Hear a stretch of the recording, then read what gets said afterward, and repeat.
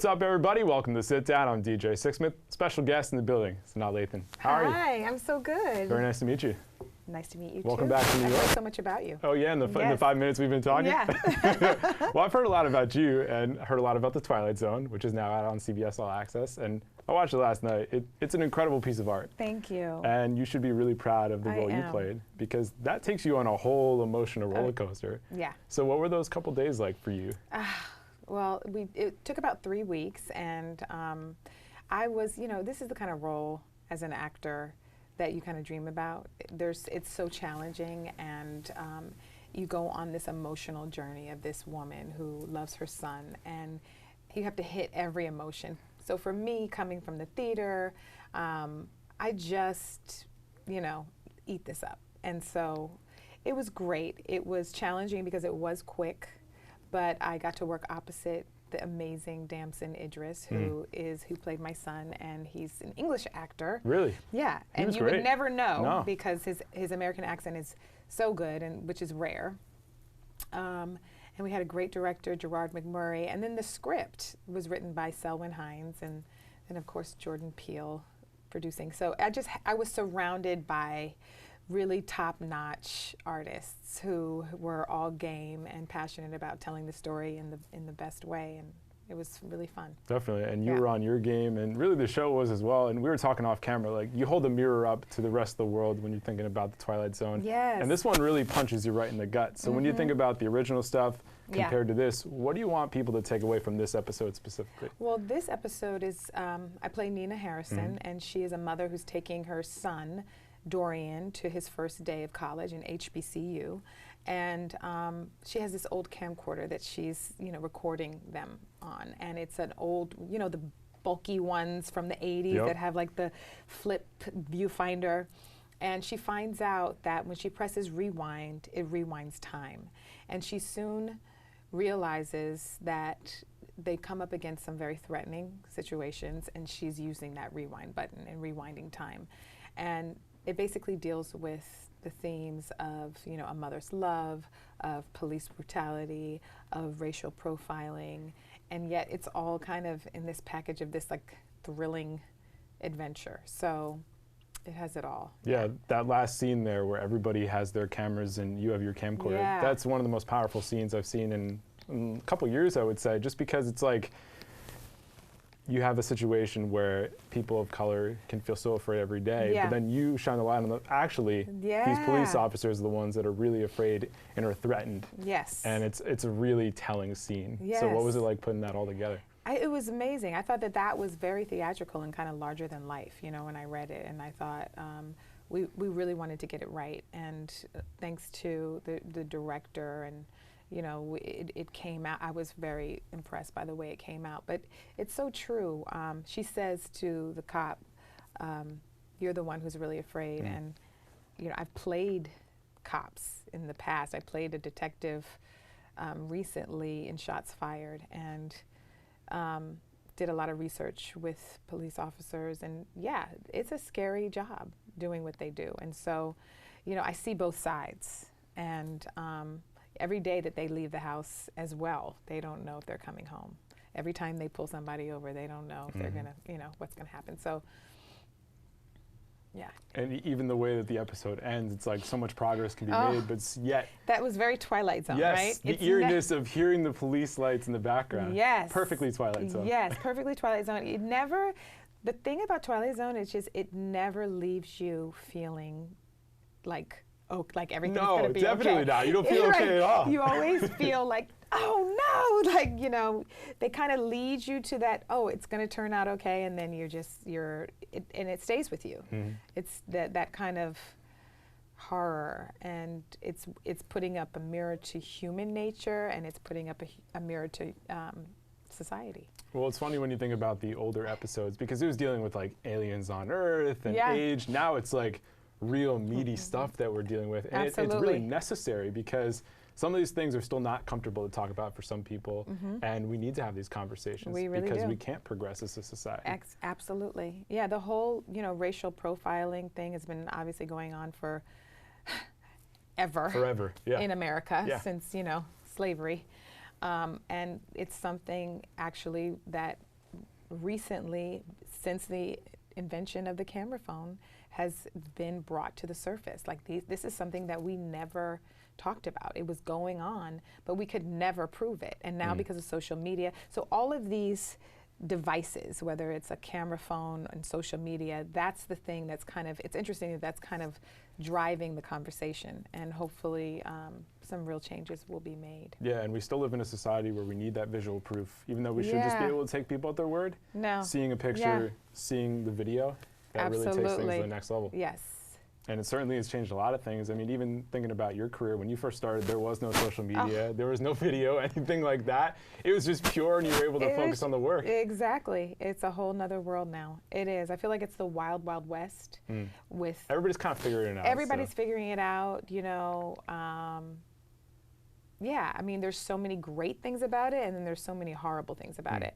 I just feel like, you know, I talk to a lot of kids with my foundation, and one of the things that I try to get across to them is that social media makes us not present, and that you're not actually being present. If you're always taking pictures all the time, you're always on your phone, you're not living, you're not being present. And so I encourage them, and I do this myself, and it's a struggle, to take days off where you just, like a Twitter fast, you know, or Instagram fast, or whatever, social media fast.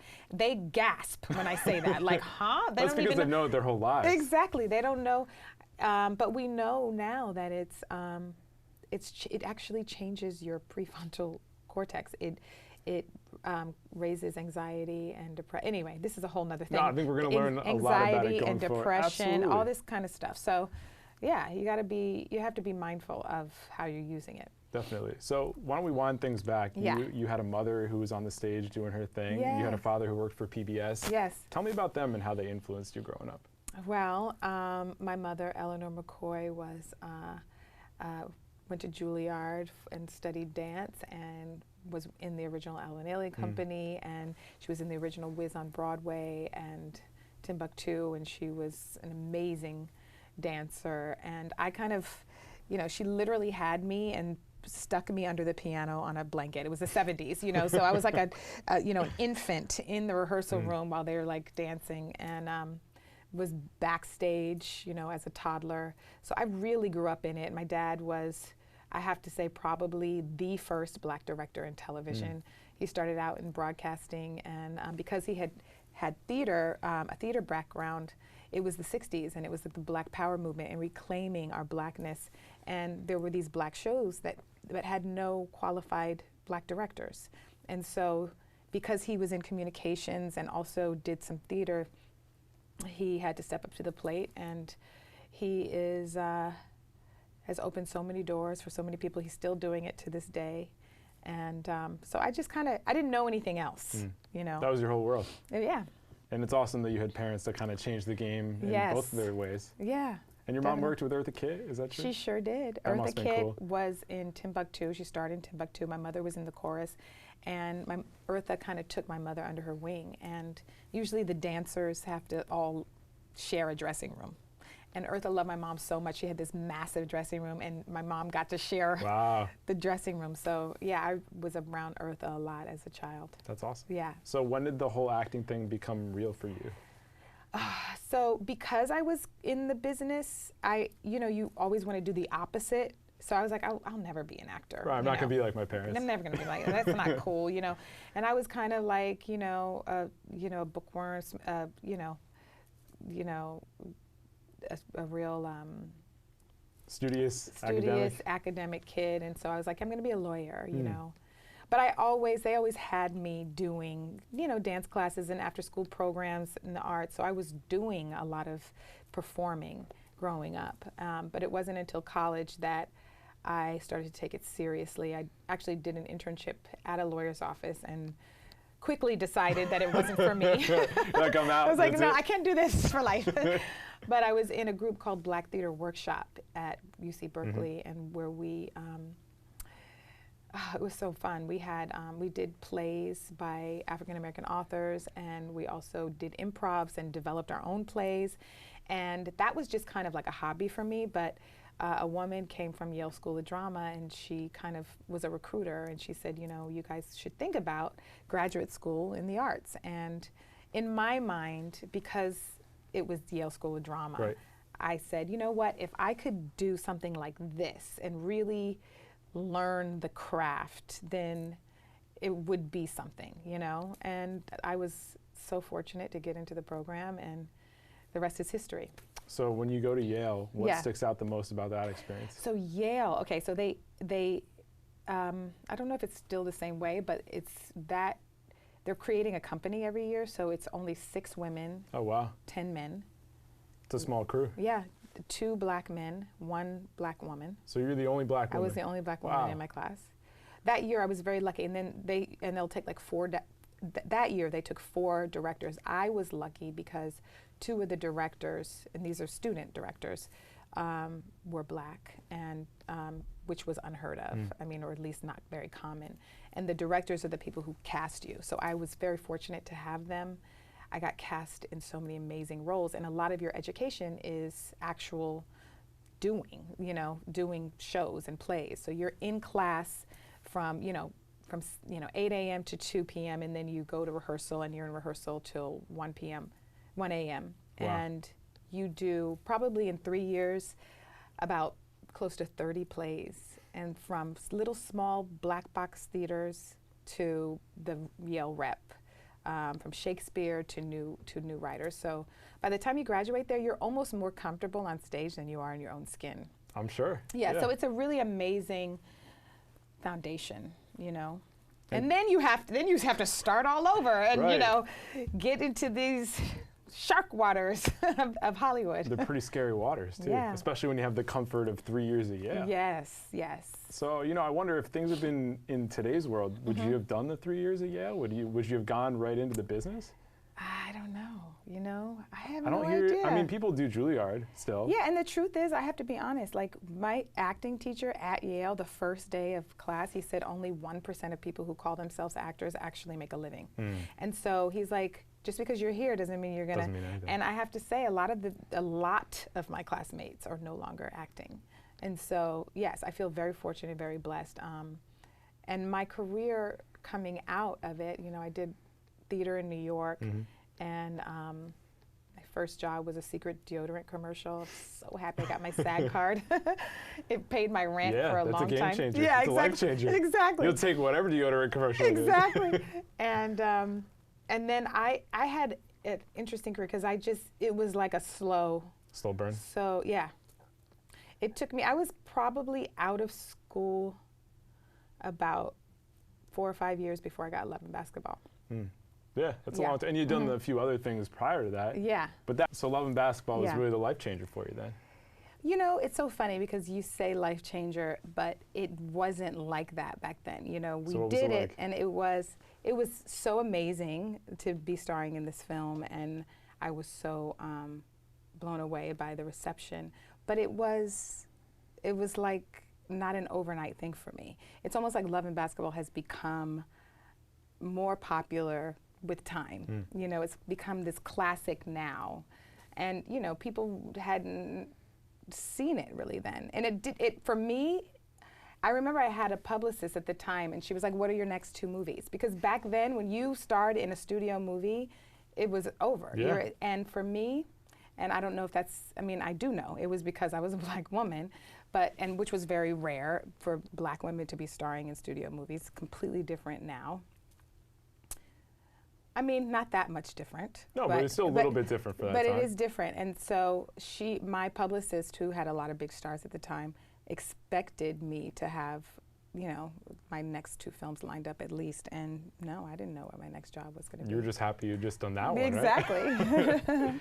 So thinking about that movie, I mean, cable plays a big part in it because, like you said, not a lot of people saw it. Yeah. People can kind of pop into it.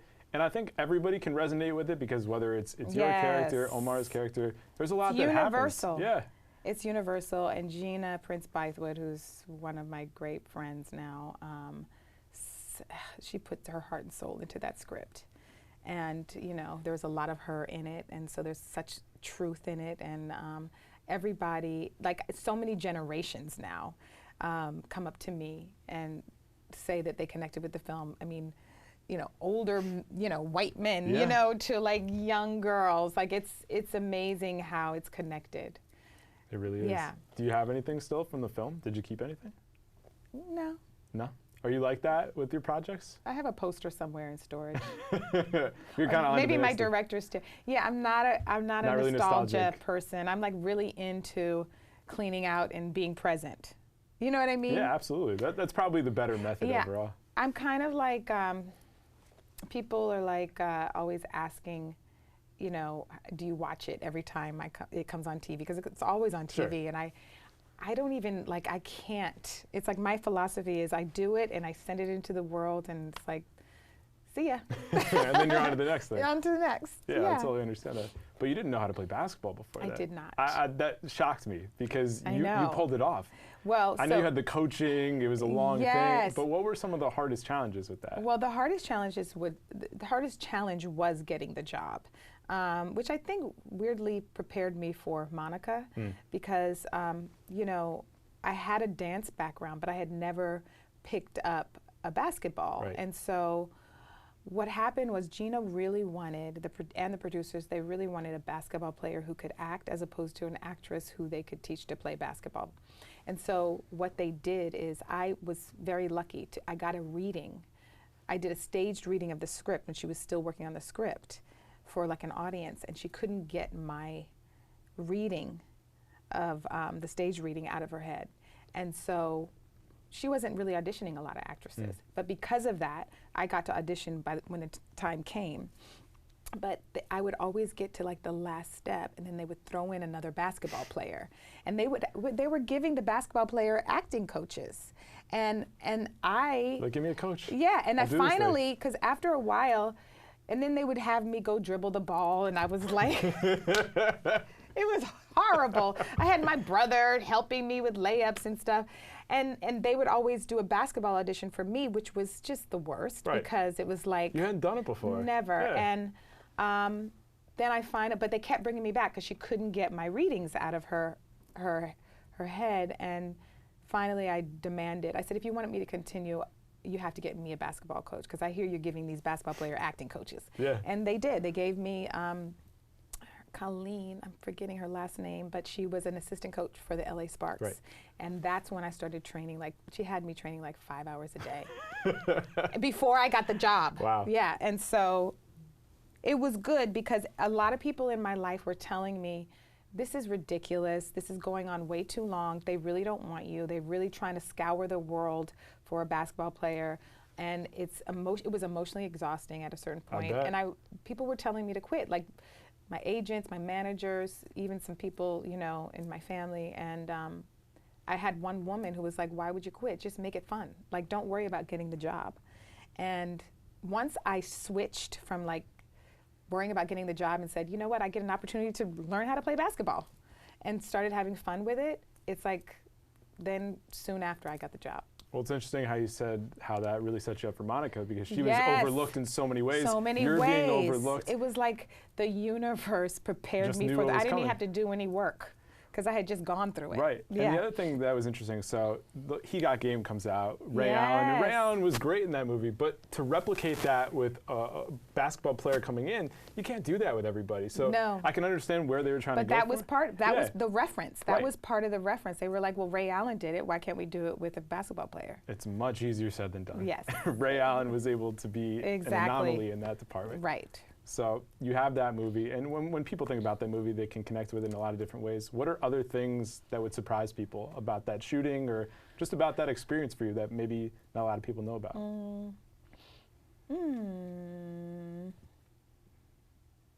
I was miserable. Really?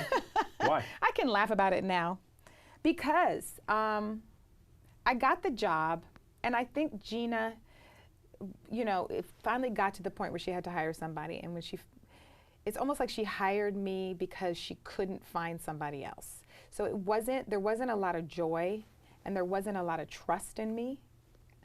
Makes Do you know what sense. I mean? Yeah, absolutely. And so when you have, it was her baby, and it was her first time directing this. It was a big deal for her. And here I am. Nobody knows me really. And she has to hire me. She gets to the point where she knows that she makes this decision with me, but yet I didn't feel that, you know. You felt like the default pick. I was like the default, yeah. and that's hard. But because I have to say, this is where those 30 plays that I did at Yale come into play. Because if I had been an actress who never really had done a lot, maybe just done a couple of acting classes, and I would have probably been even just terrified. But I knew I knew I could just do the role. Like the role for me wasn't. That was the easy part. It was like easy. I was like, I got this. So I wasn't worried about that. It was the basketball, because I had to go through so much getting the part with the basketball. But they also surrounded me in all the basketball scenes with real ball players. So you really and had to I step it wasn't up. Sanaa Lathan. Right. I was just some actress, and I could feel them being like, why did this bitch get the eyes. part? Yeah. Right, like she can't play. You know what I mean? There was a lot of crying. There was a lot of crying behind the snes for me. So you guys are tight now, but does she know about all this? Of course. Yeah? No, we bonded quickly thereafter. You know, by the end of shooting, we were cool and very close, and we went on to do Disappearing Acts. Yeah. And Shots Fired, and you know, I love her. She's like a sister to me, and I think she's an amazing artist. That's awesome. Yeah. So when people check out the Twilight Zone, they're going to see another side of you. What's the biggest thing that you want people to think about when they see any of your work, whether it's Love and Basketball, the Twilight Zone, Oh, wow. Family Guy, you know, any of this stuff? I know. I just, you know, my thing is I really believe that as storytellers that there's a real purpose for us, and that stories are important, and you know, whether it makes you laugh or just takes you out of your life or makes you think, I just want to touch people, and I want to entertain people, and I want to, you know, raise consciousness. I think you did all those things. Thank you. Sanaa, thanks a lot. Thank you so much. This was great. You're such all right, a everybody, good interviewer. You can catch the Twilight Zone on CBS All Access. We'll see you next time here on The Sit Down.